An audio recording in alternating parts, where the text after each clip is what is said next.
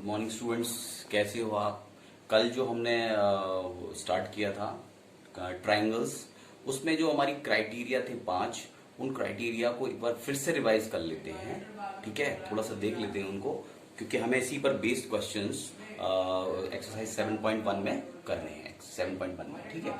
तो पहले देखो, सबसे आसान क्राइटेरिया है ट्रिपल एस। मैंने सबसे पहले इसको इसलिए बताया था कि सबसे आसान होता है, ठीक है, कि सारी साइड्स जो हैं इक्वल है। ठीक है, ये साइड इसके इक्वल है, ये साइड इसके इक्वल है और ये साइड इसके इक्वल है, सबसे इजी। ठीक है, तो ये ट्रिपल एस क्राइटेरिया होता है। उसके बाद आप देखें जरा, एक होता है एसएएस और एक है आरएचएस। एसएएस है साइड एंगल साइड और आरएचएस है राइट हैंड हाइपोटेनस साइड। इनमें थोड़ी सिमिलैरिटी, एक थोड़ा सा देखते हैं कनेक्शन क्या है। देखो, एसएएस का मतलब हुआ साइड एंगल साइड, है ना, दो साइड्स और इनके बीच का एंगल, एंगल इनके बीच का लेना है।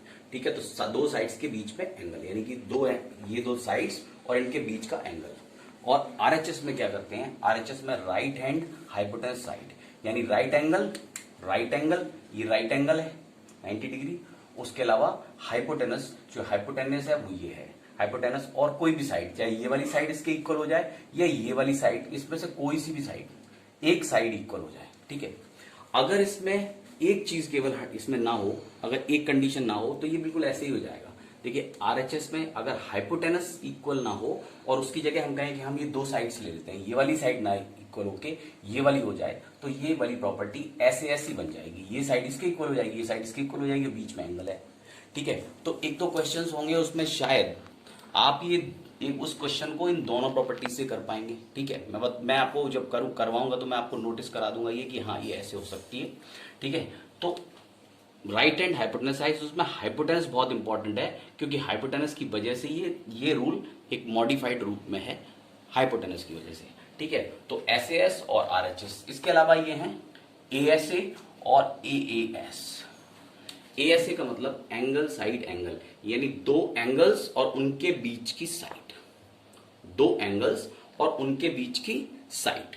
और इसके अंदर एएएस का मतलब हुआ angle angle side, angle angle और ये साइड, एंगल एंगल और ये साइड। और ऐसे भी हो सकता है एंगल एंगल साइड, एक सीक्वेंस में होने चाहिए, दोनों एंगल्स फिर साइड, एंगल एंगल साइड भी हो सकता है, एंगल एंगल साइड, इस तरह से भी ये वाली साइड भी हो सकती है, लेकिन इसी सीक्वेंस में होंगे angle angle side, angle angle side, चाहे इधर से ले लो, चाहे एंगल एंगल साइड इधर से ले लो, एंगल एंगल साइड इधर से ले लो।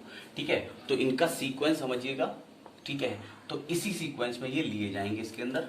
ठीक है, और अभी जो चैप्टर हम 7.1 पढ़ेंगे उसके अंदर हमने तीन अभी क्राइटेरिया यूज करने हैं, एक एसएएस, एक एएसए और एक एएएस। जो आरएचएस और ट्रिपल एस है ये नेक्स्ट चैप्टर में आएगा, हालांकि इस चैप्टर में भी हम यूज कर सकते हैं उसको, लेकिन जो इस तरह से दिया हुआ है उसी हिसाब से हमें करना है। एसएएस, एएसए और एएएस पर ये बेस्ड क्वेश्चंस जो एक्सरसाइज 7.1 है उसके अंदर है। ठीक है, हाँ, तो स्टूडेंट्स फर्स्ट क्वेश्चन है, फर्स्ट क्वेश्चन देखेंगे आप 7.1 एक्सरसाइज 7.1 का फर्स्ट क्वेश्चन है, in quadrilateral ACBD AC is equal to AD। देखो, ये फिगर दी है ACBD एक क्वाड्रिलेटरल है और इसमें AC is equal to AD है। AC और AD, यहां पर C पॉइंट है, ये C पॉइंट है और ये D पॉइंट है, तो AC और AD इक्वल है। ठीक है, AB bisect angle A, angle A को AB बाइसेक्ट कर रही है, तो इसका मतलब है ये दोनों एंगल्स इक्वल हैं। ठीक है, AB को, एंगल A को AB बाइसेक्ट कर रही है, तो ये दोनों एंगल्स इक्वल होंगे, क्योंकि बाइसेक्ट करने का मतलब है कि वो डिवाइड करती है इन इक्वल पार्ट्स, है ना। तो बाइसेक्ट करने का मतलब भी आप समझ लें, bisect means divide in equal part. अगर ये AB लाइन इसको बाइसेक्ट कर रही है, इट मींस कि it divides the angle into equal parts, right. और शो दैट ट्राइंगल ABC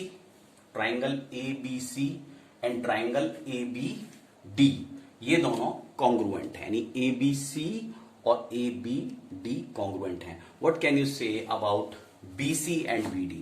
तो अब फिर जब आप ये प्रूव कर दें तो BC और BD के बारे में क्या कहेंगे आप?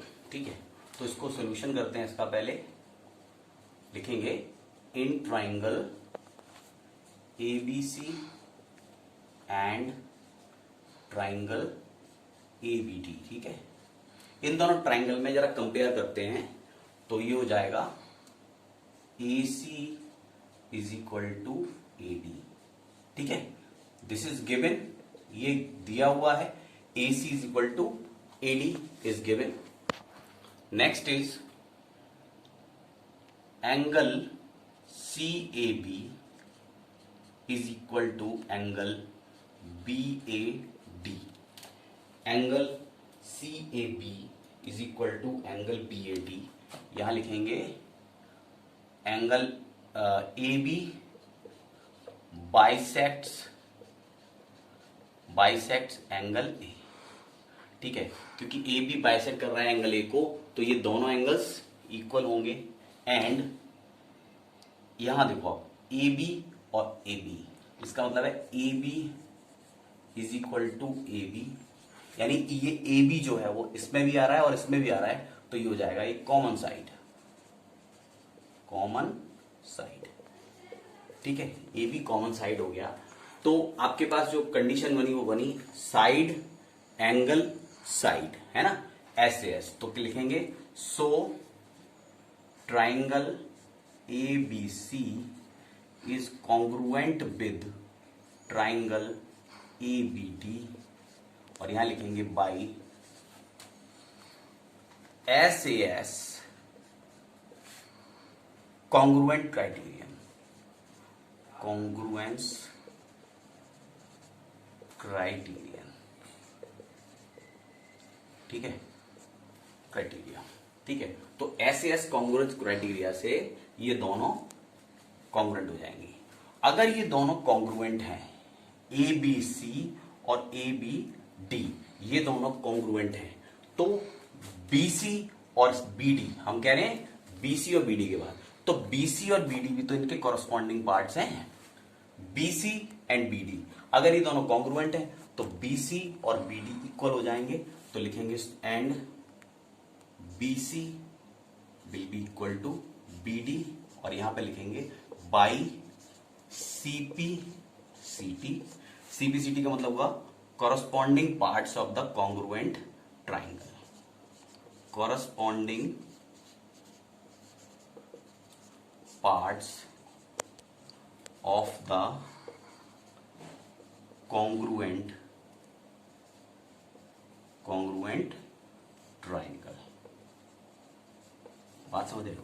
तो CPCT लिख देते हैं शॉर्ट में, corresponding parts of the congruent triangle. और मैं कॉरस्पॉन्डिंग पार्ट्स आपको बता चुका हूं, पहले क्लियर कर चुका हूं मैं बिल्कुल कि कॉरस्पॉन्डिंग पार्ट्स क्या होते हैं। तो कॉरस्पॉन्डिंग पार्ट्स का मतलब है इसी के पार्ट्स और सीक्वेंस भी, देखो आप सीक्वेंस भी दिखता है, यहां पर BC, यहां पर BC और यहां पर BD, तो BC और BD कॉरस्पॉन्डिंग पार्ट। ठीक है, ओके स्टूडेंट्स, सेकंड क्वेश्चन पे आते हैं। आप देखें जरा, ABCD is a quadrilateral in which AD is equal to BC। अब देखो ये फिगर दी हुई है और एक क्वाड्रिलेटरल दिया है हमें ABCD। इस क्वाड्रिलेटरल में देखना है कि इसमें जो गिवन है, what is given, AD is equal to BC, AD is equal to BC, ये गिवन है। तो AD is equal to BC and angle DAB, angle DAB and angle CBA, यानी ये दोनों एंगल्स भी इक्वल हैं, ये साइड इक्वल है, ये वाला एंगल इक्वल है, DAB is equal to CBA। ठीक है, और नेक्स्ट इज, और ये जो AB है, आप देखो इन दो ट्राइंगल्स में ये कॉमन साइड हो रही है, फिर उसे हम आगे करेंगे। हमें प्रूव करना है, प्रूव दैट ट्राइंगल ABD और ट्राइंगल BAC, ठीक है। तो ये ट्राइंगल और ये वाला ट्राइंगल दोनों कॉन्ग्रुएंट प्रूव करने हैं। उसके बाद BD is equal to AC prove करना है, BD और AC प्रूव करना है, और ट्राइंगल ABD ये छोटा वाला एंगल, ये और BAC ये वाला एंगल इतना, यानी इतना, ये दोनों हमें इक्वल प्रूव करने हैं। ठीक है, तो हम आ जाते हैं, फिर क्वेश्चन करते हैं सीधा। तो अगर आप चाहें तो वैसे तो ये लिखा हुआ है प्रूव दैट, इसके आगे गिवन लिख सकते हैं। सबसे पहले क्वेश्चन में सोल्यूशन जब करते हैं तो हम उसमें व्हाट इज गिवन भी लिख देते हैं, गिवन है ना, गिवन। ठीक है, गिवन क्या है, AD is equal to BC and दूसरा है angle DAB is equal to angle CBA। ठीक है, ये गिवन है। ठीक है, अब आ जाते हैं now in triangle ABD and triangle BAC, इन दो ट्राइंगल्स के अंदर। ठीक है, सबसे पहले AD is equal to BC, this is given, ये गिवन है। ठीक है, उसके बाद angle DAB is equal to angle CBA, this is also given, ये भी गिवन है। ये साइड इसके इक्वल है और ये पूरा एंगल इस वाले एंगल के इक्वल है।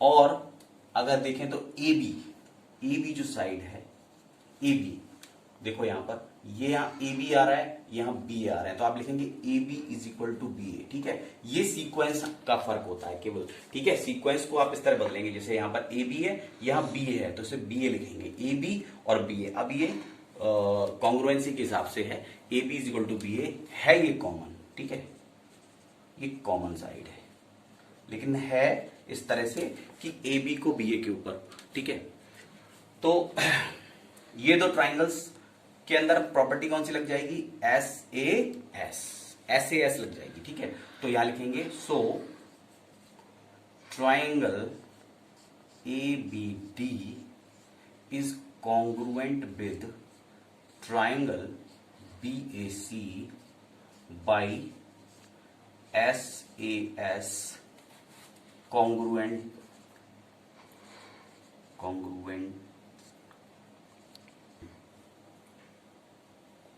तो एक बार फिर से देख लें आप, एक साइड एंगल साइड, तो एक triangle ABD is congruent with triangle BAC by SAS congruent criterion. ठीक है, SAS। ठीक है, अब अगर ये कॉन्ग्रुएंट है तो हमें फिर दूसरा BD और AC देखना था। BD और AC इसके पार्ट हैं, तो कॉरस्पॉन्डिंग पार्ट्स हैं, तो लिखेंगे हम BC BD is equal to AC, यहां लिखेंगे बाई CPCT लिखते हैं आप। ठीक है, मीनिंग आपको पता ही है, congruent corresponding parts of congruent triangles, corresponding parts of congruent triangles. ठीक है, और उसके अलावा एंगल ABD और BAC, एंगल ABD और BAC, ये छोटा वाला एंगल, ये एंगल और ये वाला भी इक्वल हो जाएंगे, क्योंकि ये दोनों भी इसके ही कॉरस्पॉन्डिंग पार्ट्स हैं। तो लिखेंगे angle ABD is equal to angle BAC, यहां लिखेंगे बाई CPCT। ठीक है, तो बस इतना करना है, आसान है। ठीक है, तो अब आगे क्वेश्चंस आप एक दो ट्राई कर सकते हैं इसी में। ठीक है, और नेक्स्ट वीडियो में मैं आगे बढ़ता हूं। अभी आप इसको अच्छे से समझें, कोई प्रॉब्लम हो तो आप पूछ सकते हैं। ओके।